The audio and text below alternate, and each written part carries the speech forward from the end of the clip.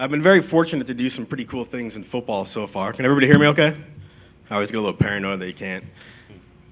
Anyway, as I was saying, I've been pretty fortunate to do some fun things in football. And when my dad got told he was going to be inducted into the Hall of Fame, he asked me to do a speech. And I immediately knew from that moment that nothing would top being able to give a speech for my best friend, my father. So thank you for your trust.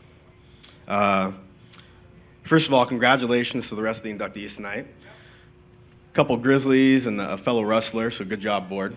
Great to see it. Special thanks to Rick Helmus and the board for putting on such a great event and for this prestigious honor for my father. Marv was born in Chester, Montana, and he came from very humble beginnings. He was born and raised by a single mother in a single-bedroom home with no indoor plumbing, with him and his brother Ron. They would alternate either every other night or every other week who would have the couch to sleep on. So like many of us in this room, football was a passion, but it was also an escape. It allowed him to dream big and think about playing in Lambeau Field, where his heroes at the time played for the Green Bay Packers. There was a park across the street from his house, and he would be over there day in and day out ad nauseum playing football by himself. And if he was lucky enough, maybe some of the other neighborhood boys would join him. He wanted to be a Packer and emulate his heroes so badly that he took a pair of ice skates and cut the blade off so that the skates would look like the Riddell cleats at the time that all his heroes wore. Well, small town Montana, when there's a young man out there playing football by himself day in and day out, it becomes noticed. And luckily for my father, there was a high school football coach at the time in Chester named Dave Curtis. As the saying goes, a good coach is going to make you a good player, a better player. A great coach is going to change your life for the better. And that's exactly what Dave Curtis did with my father. He recognized that my dad didn't have a father figure in his life and quickly became that. He invited my dad to be the team manager for the Chester Coyotes, where my dad spent day in and day out in Coach Curtis's office, on the practice field with all the older guys, and traveling to and from games across the high line of northern Montana. No doubt hearing some words he shouldn't hear at that age, and definitely some stories he shouldn't have heard at that age. But one of the best things that Coach Curtis did and instilled in my father was he talked about visualization, dreams, goals, and affirmations. Those are all common things in today's era, but in the 50s and 60s, that was cutting-edge stuff. And my father took to it like a moth to a flame. At the age of 9 years old, he wrote down his goals, or else Coach Curtis wouldn't take him on the next road trip. At the top of his list was to either play and or coach in the National Football League. Now, coming from Chester, Montana, a lot of people probably would have scoffed at that, but Coach Curtis only built him up and told him if anybody can do it, he could do it. And my father believed him. He went on to have a very successful career for the Chester Coyotes as an all-state running back, and then continued his career at Northern Montana and Havre, where he was an all-conference running back and fullback and had such a successful career that he's also in the Hall of Fame at Northern Montana, and he was inducted there in 1999. When his career came to a close in college after he got a political science degree, the urge and burning desire to play pro football was still there. He was very fortunate to get signed as an undrafted free agent by the New Orleans Saints, and then he moved on to the Calgary Stampeders. Now, I don't know if we can confirm or not. We might have to ask him after this. Maybe one of the reasons he didn't make the Saints is his apartment during training camp that year was on Bourbon Street. Might have played a little factor there. After being released by the Calgary Stampeders, he moved back to Montana with his wife, my mother, Linda Sunderland, and began his career as a coach. He wanted to stay in football, so he was a coach and a social studies teacher. Shocker, right? He started out in Chinook, spent a couple years there, and then he moved on to Hardin. At Hardin, he was the offense coordinator, and they were having a very successful season. Going into the playoffs, I believe they're leading the state in scoring, and his two best players were the quarterback and the running back. So as I loaded the bus to get ready to play a playoff game, neither were on the bus. So obviously, as the offense coordinator, he became a little fidgety. Well, eventually, the athletic director got on and said, hey, we got to get going. He was very perplexed, and he's like, we cannot go play a game without our two best players. I can't call any players. We don't have anything in the barrel behind these guys. Well, come to find out, it was opening day of elk hunting season, and it was tradition that these guys were going to go hunting. Only in Montana, right? Needless to say, the game did not go well, and they got slaughtered pretty badly. So on the late-night bus trip back, all he could think about is he wanted to be at a level where the passion, desire, and commitment rivaled his. So the next morning, he packed up his car and he drove to Fargo, North Dakota unannounced. When he got there, he knocked on the door of Ron Earhart, who was the head coach of the North Dakota State Bison.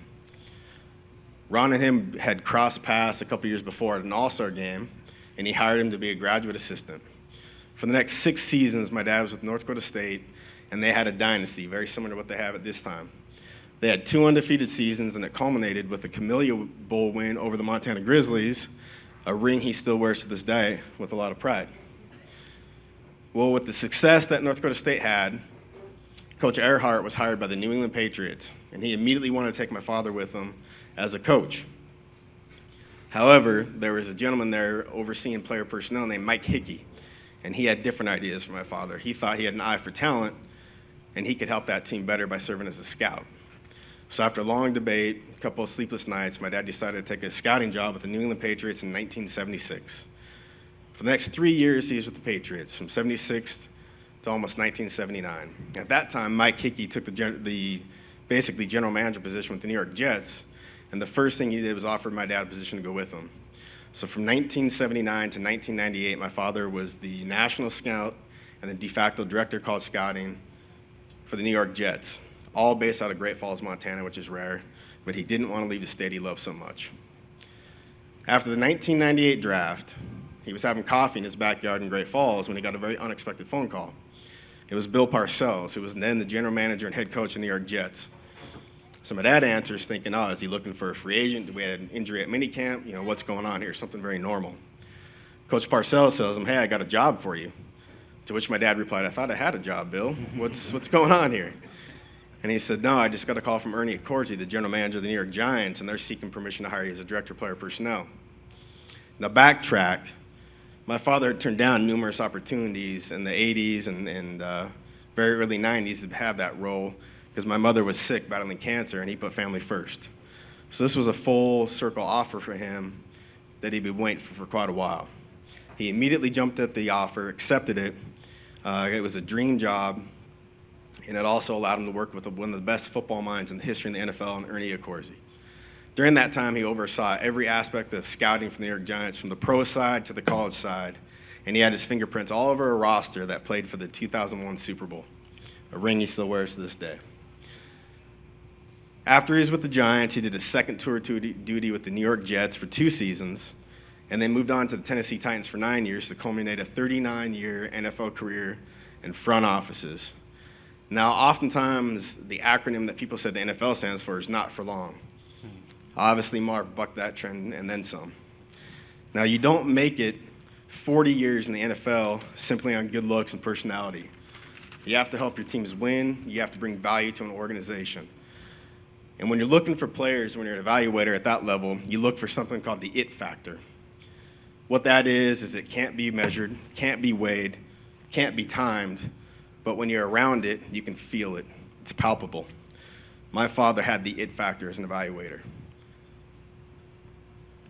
So much so that, as they mentioned on the video, in 1988, the Green Bay Gazette did a poll of NFL general managers of who the top 10 scouts in the whole National Football League are, and Marv came in at number 4.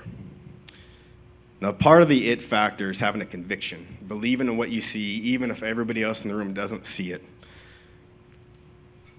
I got a couple quick stories here of 2 examples of having a conviction and believing in something even when everybody else around you doesn't. The first one is a player named James Hasty. He played at Washington State and eventually for the New York Jets, Kansas City Chiefs, and Oakland Raiders. Draft day 1988, my dad has an enormous grade on James Hasty. And I'll backtrack a little bit. James didn't have a great senior year. He played his whole season on a high ankle sprain, which at cornerback leaves you very exposed and vulnerable. Film was not good. Being the scout that he is and the effort that my father puts in, he went back and watched all the junior film, saw a very different player, and did his homework. Now, this is all pre-internet, where you could dig down and get to the bones of everything by simply just working hard and talking to people and not Googling things. So he went to work out James at his pro day. James ran at 6 feet, 200 pounds, around the low 4.4s. My dad didn't believe it, and the running joke is he made him run 6 times every direction on the field because he just didn't think someone that big could run that fast. Well, he did 6 times. So immediately after the workout, my dad pulls James aside and he goes, here's the deal. any other NFL team comes in to work you out, tell them your ankle hurts, don't run for them. A lot of trust right there. So James kind of gave him one of these looks, and he said, I promise you, if you don't run for anybody else and you lay low, you're going to be a New York Jet. Well, fast forward to draft day, and Joe Walton, the head coach, and Mike Hickey, the general manager, are about ready to be on the clock in the third round. Right there, blinking at them on the draft board, is James Hasty. My dad's grade is up here. Everybody else's grade is really far down there. But Mike trusts my father. He was with him in New England. He brought him in New York for a reason. So they call him in and shut the door. And Mike says, I'm going to be very direct, Marv. We're about ready to take Hasty based on your grade, your recommendation, on the work you've done. Are you willing to risk your career with this pick right here in the third round? To which my father said, Mike, I would have taken him in the second. Needless to say, the rest is history. James was drafted. He was a day one starter. He had a 14-year career, multiple Pro Bowler, multiple All-Pro seasons, and he was on the all-time New York Jet team. So that's one story. Second story is somewhat similar, also with the New York Jets. There's a fullback named Tony Page that played at Virginia Tech. Well, my dad was at the University of Virginia watching the linebackers, and he kept noticing this fullback from Virginia Tech just knocking the crap out of people. He was jumping off the screen the way a good player should. So he stopped the film, started asking around, who is this guy? And they said, oh, that's a fullback. He's kind of unknown, first-year starter. So my dad changes course, drives to Blacksburg, does his due diligence on Tony Page. At that time, the New York Jets had very strict metrics on whether you could be drafted by position. You had to be a certain height, you had to weigh a certain amount, and you absolutely, if you were on the offensive backfield, had to run a certain 40 time. When my dad goes back during the spring, again during a pro day, Tony, height, check. Tony's weight, check. Tony's speed, not even close. So he's a little perplexed, knows what he sees in the player, really wants him in the organization with the Jets. So after about 4 or 5 horrendously slow 40s, my dad pulls Tony aside, and similar to the conversation he had with James Hasty, he said, here's the deal. I'm going to go back to New York, and I'm going to tell everybody you ran this speed. And no one ever, except for you and me, is going to know that you didn't even come close to that. So he goes back, fabricates the 40 time. The Jets draft him in the 6th round. Tony becomes a day one starter, goes on to have a very successful 9-year career. And as, again, they say, the rest is history. So those are 2 examples. There's a plethora of stories over 40 years of believe in what your eyes show you, which is the number 1 rule of scouting, and having a conviction to what you see, even if you're the only man in the draft room that believes that. And that was a reputation that Marv had. You believe what you see, you do the work, you stand by your convictions, and almost all the time for him it worked out. As they had mentioned, he was referred to as a pro's pro. And even when I got into scouting in the NFL, all the old guard scouts talked about the fact that my dad always wore a sports coat and a tie on the road. His reputation preceded him. Everyone knew that when he showed up, they were going to be treated with respect. He was going to look the part. He was going to act the part. And he was damn well going to out-scout almost everybody in the National Football League. Now, when you spend 40 years in front offices, you see and experience a lot of things, including literally the evolution of scouting. When Marv started in 1976, they carried around these ginormous projectors with the 8mm film. I'm sure you guys have seen that all in the movies. Click, click, click, click, click, click. Everything was handwritten. There was no internet, no cell phones, none of that. It was hard work, long hours on the road, nothing glamorous about it, pots and pots of coffee, and a lot of alone time. Also during that time, because there's no internet, gave a little bit of time for some gamesmanship, which for any of us that know Marv the way we do, we understand he's not above sending people off the scent a little bit. So when you have the film, you got to splice it, which means you got to cut it and connect it. Well, I've heard from a lot of people, not necessarily him, that when Marv was there, if there's a really good game and he didn't want to see the next team to see that particular game, somehow, some way, mysteriously, that film was often missing. We don't know what really happened, but we can all guess. The other thing that he would do in the scouting rooms during that time, and again, with no internet, nothing to look up on the phone, is there would be phantom players. Be in a film room, and him and a couple of his buddies, Kent McClellan, Ken Herrock, some of these guys, would start talking about, God, did you see that tackle at Texas Tech? 6'7", 330? All of a sudden, they'd notice everybody else is kind of jotting down some names and looking around a little bit. Obviously, there was no tackle at Texas Tech that was anywhere near that, but those guys were off the scent, and these guys were on the next school to see the real players. Going from carrying around 8mm film, your own projector, watching it home on the wall, fast forward 40 years, talk about evolving.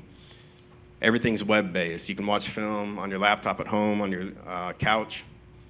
I'm getting a high sign here. I'm trying to encapsulate 40 years of a career here. To database websites where you type all the reports. When you're from Montana and you make it in pro football, there's kind of an unspoken bond we all have. We look out for each other. We have each other's backs. You know, you can say that we're kindred spirits. And Marv took a lot of pride in helping fellow Montanans. Some of these names you're going to recognize that Marv had a very impactful influence in helping their career. The first one is Ken Stanager, the agent that passed away a couple years ago that's in this Hall of Fame. When he wanted to be an agent, he reached out to my father and said, "Will you teach me what it takes at each position?" So my dad spent hours upon hours teaching Ken what it takes at each position on both sides of the ball. Taught him how to time 40s, punts, long snaps, all the above. When he was with the Jets, he was directly responsible for drafting Guy Bingham and Rocky Cleaver. And then when he was with the Tennessee Titans, he drafted Mark Mariani. Other names that he got contracts to and gave them opportunities are Tony Rice, Joe Douglas, Jeremy Watkins, Calvin Coleman. He got Dave Dickinson invited to the 1996 NFL Scouting Combine. John Knutson, and at the end of his year, he was the one that spoke up for Scott Gregg to play his final season with the New York Jets in 2005. Last but certainly not least is the family aspect of all this. We all know in sports, you can't do what you do without a supportive spouse. And there was no better support spouse for football than my mother, Linda. She passed away in 1995, but my father's schedule through all the years while my sister and I were growing up was 2 to 3 weeks on the road, home for 2 or 3 days. There's not a chance that he could have done that if he didn't know everything at home was taken care of and he had a peace of mind to go ahead and do what he's doing. So none of this was done completely on his own. He had a great supportive wife, and my sister made it here all the way from Amsterdam. She was also highly supportive and understood what it takes for him to do his job and live his passion. After a life spent in football with stops along the way in Calgary, New Orleans, the Jets, the Giants, the Tennessee Titans, literally millions of air miles, countless rental cars and hotels, you are now where you finally belong and should be, which is enshrined in the Montana Football Hall of Fame, one of the best in the history of this great state to ever be associated with football. I'm beyond proud to be your son, and I'm even happier you're my best friend. Congratulations.